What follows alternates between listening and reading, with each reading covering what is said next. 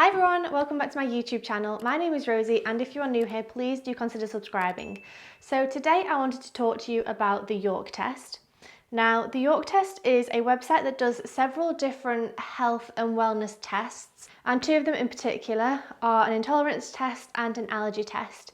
Now, I took these in the month of January, and I just kind of want to talk to you about my experience with the company, pricing, the results, things like that. So if we start off with why I decided to do these tests. So I've been having a sore tummy for quite a while now. I'd say a good 10 years. I kind of get spasms and cramps in my tummy. I get bloating. I sometimes get diarrhea and constipation. And then when I was in Peru recently, so I'm still uploading the vlogs from there, so you can go ahead and watch them. But when I was in Peru, I got really quite ill over a couple of days, and I was really not well at all. It's kind of the worst I've probably been in quite a while. And I kind of got over that, but I still felt sick every day for about 6 weeks. And it wasn't that I was actually physically sick, it's more just that I felt really groggy and like I probably could be sick had I gone to the toilet and tried. But I hate being sick so much, I was trying to avoid it at all costs. But yeah, I just generally felt really, really ill. And I came back to England. I'm going to do an update video and talk to you about that. But I came back to England to be with family. And whilst I was here, I thought, you know what, I'm going to go to the doctor and find out what's going on. So I went to a private GP and spoke to her. And she said, it sounds like I have IBS. And now she suggested going to the doctors and doing a coeliacs test and a bowel disease test. Both of those came back negative, so I'm completely fine. There's there's nothing too serious. It's IBS, and she suggested some medication, IBS medication that you can kind of buy over the counter. And if that didn't work, I could get something stronger. And I'm more of a natural healer. Like, I'm not big into taking pills just to fix things. Like, if I have a headache, I'll only take a painkiller if I'm like really can't sleep, have a migraine like really bad, then I'll take a painkiller, but I don't just pop a painkiller for no reason. So I kind of thought, I don't want to start at the age of 33 taking pills every single day for something that could probably be managed with food. So I asked my GP, have you heard of the York test or these other online tests? And is it worth doing? And she said, you know what, you may as well try it and see. So I ordered the tests. I actually ordered them on the 5th of January. And the whole process, so from start to finish, was until the 27th of January. So I ordered them on the 5th. I think I received them about the 9th. I sent them off on the 11th. I received one of the results on the 17th, another one on the 19th, and I had a phone call on the 27th. So within less than a month, I had the whole process done and dusted. So ordered, taken the sample, sent them off, got the results, and had a phone consultation. So in terms of speed and like timeline, I think it was really, really fast. In terms of price, it's usually £200 per test. So there's an allergy test and an intolerance test. They usually cost $200 each. I believe in January they had sales on were £140 each, or they also had a package where you can buy them both together for $209. So I did that. So I've got two tests for £209. Now that might seem like a lot of money, but honestly, it's been game changing for me. It's really, really been super helpful, and I've not felt sick since I switched my diet. So I'm going to leave my test results on the side of the screen so you can kind of have a look with me. But the main ones in terms of my allergies was hazelnuts. So that means things like Nutella, anything hazelnut based, any kind of nut bases, things like that. That's an actual allergy. Now, I know it's not high, it's more like the borderline, so it's not too serious, but it is something that I'm trying to avoid. If I happen to have it, I'm not going to freak out. I'm not avoiding that one so much because I've never really noticed a severe reaction. Like, I can have Nutella and feel fine. So that's not a severe allergy. I think that one's fine. What the interesting part though is the intolerances. So my intolerances, the main ones are cow's milk, wheat and quinoa, and gluten basically. So those are the ones that I'm really trying to avoid. And that's kind of crazy in today's world to try and avoid gluten and dairy, especially, cow's milk dairy. And what was interesting, so I had the phone consultation on the 27th, like I said, so it was about a week or 10 days after I got my results back, because I'd sent an email, because basically it said that I was allergic to hazelnut, but I wasn't intolerant to it. And I was intolerant to cow's milk, but I wasn't allergic to it. So I sent an email being like, this is really confusing. I don't understand. How can I be allergic but not intolerant? What do I do? What does this mean? And they set up a phone consultation with a dietitian, and this was super duper helpful. So she asked me what my typical diet was. So I told her, I mean, at the moment we're staying at my parents' house. So it was a lot of pasta, pizza, milk and cereals in the mornings, you know, creamy tomato sauces, cheeses, basically everything that I should not be eating. No wonder I was feeling ill. And what's actually really interesting, so when I said I was ill in Peru a couple of weeks, well, about 2 months ago now, like I felt so ill, the only thing I could even stomach was bread. So I was eating bread, which is obviously wheat, which I should not have been eating. Another thing I ate was yogurt because I was like, oh, it's fresh and cold and yummy, but of course it's dairy. So the only two things I was eating was bread and dairy, and that's the two things I should have been avoiding, but I had no idea. Anyway, so I spoke to the dietitian, and she kind of asked me the typical foods I eat for breakfast, lunch and dinner, and then she gave me alternatives, and it was really, really helpful because even things that seem obvious were not that obvious to me. So for example, for my cereals in the morning, so since I did the test and I found out that I was dairy intolerant, I switched to oat milk, and that was fine, and that was like an automatic switch, and it's not a big deal for me because I had a lot of oat milks and almond milks and that kind of thing when I was living in Miami. So that wasn't a big deal. It was just the cereals, and I said to her like, okay, so I was eating Crave, you know, the kids cereals, I was eating that.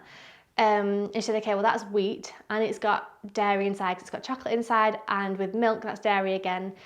So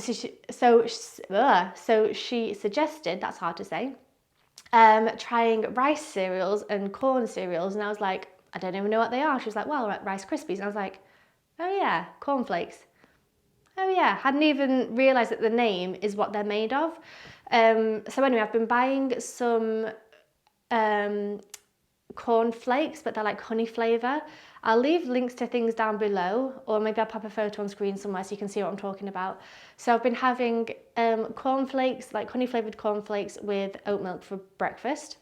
And then in terms of lunch and dinner, you know, I said to her, okay, we'll have pasta and pizza and just like typical, you know, meat and 2 veg kind of meals as well. So for pastas, I've now switched out from regular pasta to gluten-free pasta. So you can buy like red lentil pasta, green pea pasta. Those are the two that I've bought so far.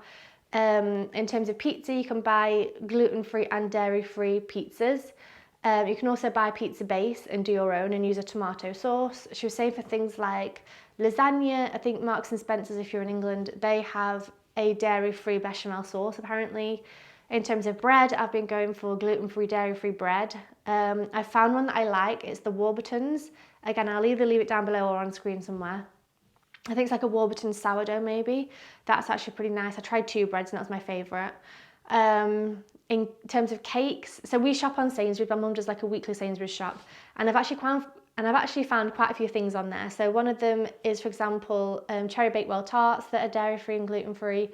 What else have I found? The bars that are called Naked bars, I've been enjoying those, the chocolate orange ones in particular. I found wheat-free and dairy-free crumpets as well.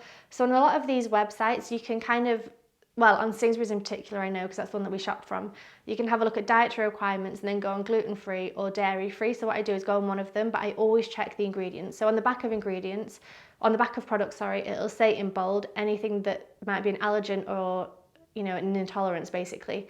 So I always make sure I check the ingredients before we order anything, and it's been really good. We've also found some chocolate pots that have been delicious. It's called like the Coconut Cooperative, I think it's called. They sell really nice chocolate pots about this size. It's a nice little dessert for after dinner. And they're obviously wheat-free, gluten-free. No, that's the same thing, wheat-free and dairy-free. So they've been really good as well. So I'll leave any links to any Sainsbury's things I've been buying down below, because I think it might be helpful for people to see what there is available. Obviously, if you're in a different country, it might vary a little bit. But yeah, so since I switched my diet, so it was around when I had this phone consultation on the 27th of January, it kind of, I had a wheat, I had a wheat weekend. So I think that was on like a Thursday or Friday, and I thought, you know, I'm going to eat wheat and dairy the whole weekend and just enjoy myself. So I was eating my cereals, I was drinking my milks, I was eating my chocolates, I was having pasta and pizza and all the delicious foods, and I thought, okay, I'll start on Monday. And it's now been 2.5 weeks, I believe, gluten and dairy free, and it's really been amazing. I've not been bloated, I've not had diarrhea or constipation. It did take a couple of days of my poos to get kind of back to some sort of normal. I wouldn't say they're 100% my normal poo. I don't know if this is a little bit too much information, but so I'm hoping that'll come back. But basically I'm doing this diet for 3 months, and she said after 3 months hopefully your tummy will be settled and you'll be able to start adding things in that you really, really miss. So I'm going to do it for February, March, April, and then maybe in May start to add things back in again. So yeah, I had a week weekend where I just ate everything, and then started again on the Monday. So we ordered things from Sainsbury's, waited for them to come in, and on the Monday I started. So it's been 2.5 weeks, and I've not felt sick, been bloated or anything since then. And it got to the point where literally every single day I was feeling sick, and like I said, it wasn't that I was physically sick, I just felt really, really ill, and I haven't felt that way since we did this 2.5 weeks ago. So it's been amazing. And it's something I'm definitely going to be carrying on. I do think it's going to be difficult for situations where, like at an airport, or when we're traveling and we go to like a small restaurant, or if we go to a friend's house for dinner and drinks, or, you know, like a house party, that kind of thing. Or I think there's going to be certain situations, or, you know, like if you go on like a little boat cruise and they provide snacks and it's like, I don't even know what, biscuits, for example, cookies, things like that I can't eat. I think it's things like that that's going to be hard work. I think when it's me and Jeremy at home on our own, we don't have a home, but, you know, whenever we're kind of together cooking for ourselves, I think it's going to be easy then, because we'll have, I don't know, just be us two. Whereas it's a little bit difficult here with my family, because they're buying like regular cakes and then my cake. So I've kind of got my box of food that's Rosie's food and then everybody else's food. But I think when me and Jeremy kind of living back on our own again, I think it'll be actually pretty easy, especially in England. I don't know about a lot of other countries, but especially in England, there is a lot of dairy-free and gluten-free products available. So it's quite easy to get your hands on things. So yeah, overall it's been amazing, and it's something that I've kind of been putting off for years. I always thought I had IBS, and I just thought, well, you know, I'm not going to change my diet. I'm not going to not eat this or not eat that because of my, you know, my tummy ache. I just thought, like, I know that when I eat sushi, I get a sore tummy, but I still go out and eat it because I bloody love it. Same with donuts in Miami. There was a hazelnut donut, and every time I ate it, I felt horrendous for the rest of the day. But I would still eat it because it's bloody delicious, and I knew I wasn't going to be in Miami for like forever, so I thought I need to make the most of this, eat as many as I want. And then at the grand old age of 33, almost 34, I thought, do you know what, I need to change this, I need to figure out what's wrong with me, and then I can make informed decisions by myself. So I'm going to do it for 3 months, see how I feel at the end of that 3 months. The other thing I'm doing actually is taking, what's it called, like good bacteria for your tummy. I can't remember the name. I'll leave them linked down below. I got them from Boots, but it's like a good bacteria tablet that you take every day. And I spoke to the woman, the dietitian, when she spoke to me, and she said that usually when people go for these, they get is it like 50 million or billion or something, like the highest amount? I think it's 50 billion. This like good bacteria pill you can take. And she said most people go for that because they think, oh, the more I have, the better it will be. But she said actually, because people aren't used to having so much good bacteria, they get other side effects from having too much. So she said, try and find a lower dose and then work your way up. So I think the one that I'm starting on, I think it's about a 12.5. So I'm doing that for a month, every day for a month. And then I've got a box of 20, and then I might work my way up to 50.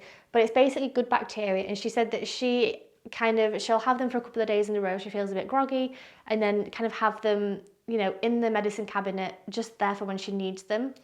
So I'm going to do 2 months. I'm going to do this 12.5, I think it is, in 20 billion or something, whatever it is, or 20,000, or I can't remember the amount, but it's 20. I'm going to do that for the next 2 months, so February and March. I guess I might even try April along with my diet, and hopefully that will help out my kind of gut health and my internal health, especially if I'm not eating foods that are causing me inflammation and pain and agony and things. So that's what I'm doing. So I'm changing my diet and I'm having these pills. So I'm going to leave as much information as I can in the description box, as many links as I can to the foods that I enjoy, the pills that I'm taking, and I'll leave obviously links to the York test as well, because it was super easy to do. So you order it online, they deliver it within about 2 or 3 days.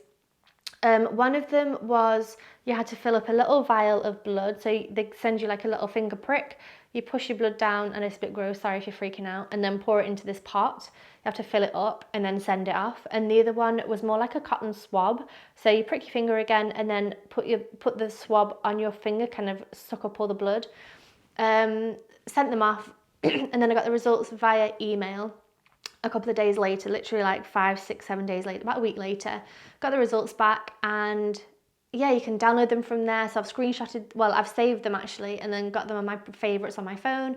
So anytime I'm kind of not sure about what I can eat and what I can't eat, I can go on there and have a look.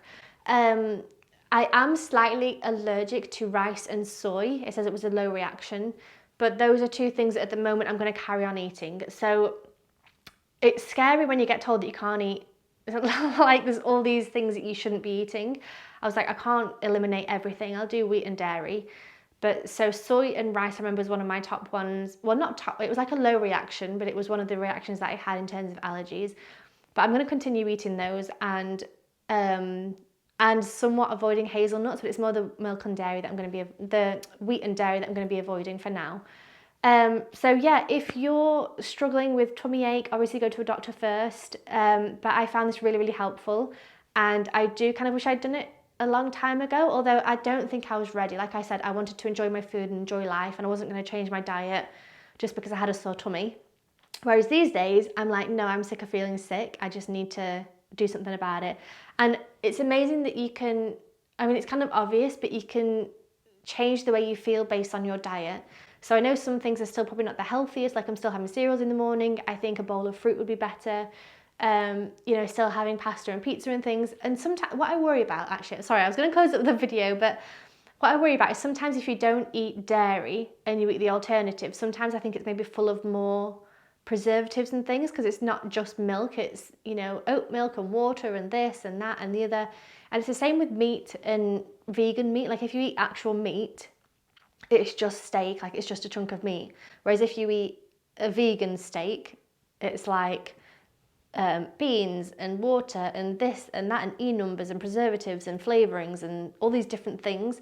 So it's an interesting one. I'll kind of have to see how I feel, but it's kind of like, do you either eat the raw version of the food and feel ill from it in terms of the wheat and the dairy, or do you eat the wheat and dairy free alternative, but potentially be eating lots of numbers and additives and preservatives and all the rest of it that's not great for you either. So what I would like to do ideally, I think at the minute while I'm at home, I'm just making life easy, I'm just eating what everybody else is eating. But I think when it's me and Jeremy, I think I'll switch to more of like just fruit and veg meals, and, you know, not have like a vegan pizza or not have vegan, well, gluten and dairy free pizza or gluten and dairy free pasta. I think I would just not have pasta. So yeah, that's definitely something that I'm thinking about, but for now I'm just doing what's easy, just doing this for 3 months, and then after the 3 months I'll figure out what I'm doing, what I might add into my diet again. So yeah, I really hope this video was helpful if you're looking to do something like the York test, if you're struggling with, you know, tummy problems, IBS problems. Definitely try and figure it out with food rather than taking pills. That'd be my advice. So yeah, obviously go to your doctor as well. This is not medical advice. Go to your doctor, but it worked really well for me. So I really hope you enjoyed watching this video. Thank you so much for watching. If you enjoyed it, make sure you subscribe. I'm hoping to do some videos talking about food and meals that I enjoy eating now that I'm wheat and dairy free. So stay tuned for those. And give this video a thumbs up if you enjoyed it. Comment down below anything. If you have any recipes or any kind of advice for me, let me know in the comment section down below, and I will see you very, very soon. Bye.